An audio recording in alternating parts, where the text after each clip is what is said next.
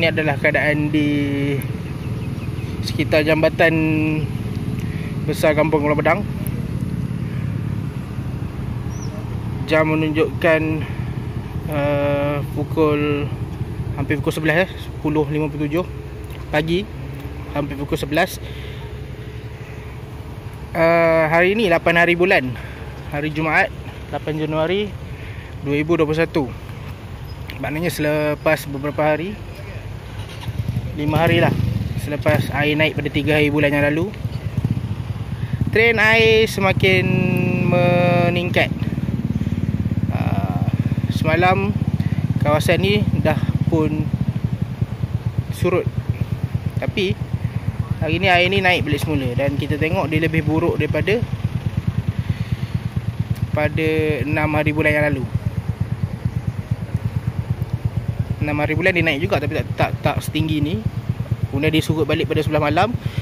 Hari ni 8 hari bulan dia naik balik dan lebih tinggi daripada hari tu. So mereka yang berada di bahagian hilir dan bahagian tepi sungai diharap bersedia sentiasa berwaspada untuk sebarang kemungkinan. Difahamkan dekat sini sebenarnya ada 3 cabang sungai, which is Sungai Jelai Kecil, Sungai Telom dan Sungai Serau. So gabungan dari 3 sungai ini dia membentuk pada Sungai Jelai yang anda boleh tengok di depan ni lah. Itu Sungai Jelai, hasil daripada gabungan 3 buah sungai, iaitu Sungai Jelai Kecil, Sungai Telom dan Sungai Serau.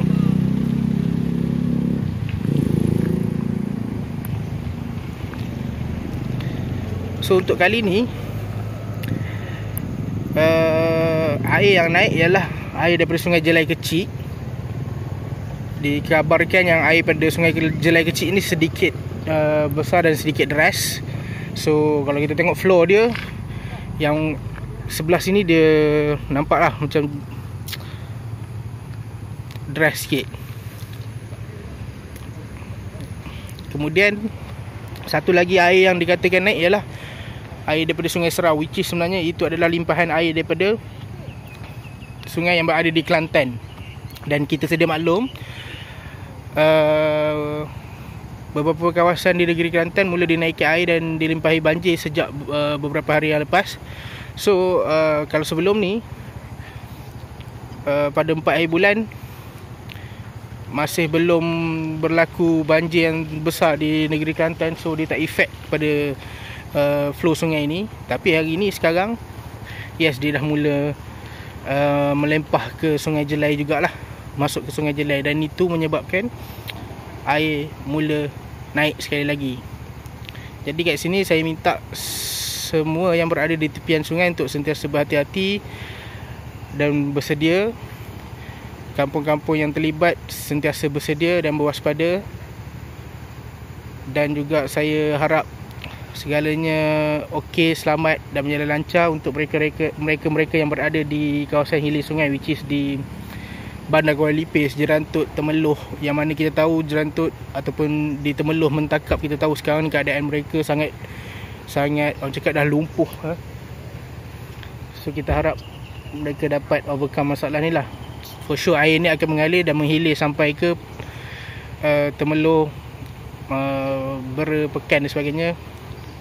So harap semuanya selamat.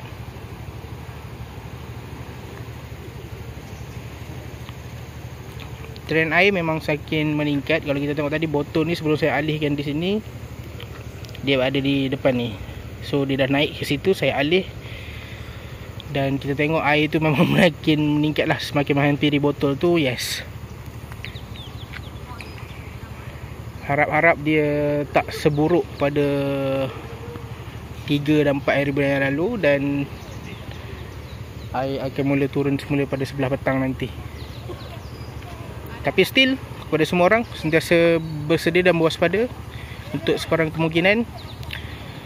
Tak tahulah nak kata dia gelombang kedua ke, gelombang ketiga ke, atau macam mana ke. Tapi yes, bahaya tu sentiasa ada. Kepada warga tempatan, jangan terlampau bermain air, berada di gigi air dan sebagainya. Keselamatan harus dijaga.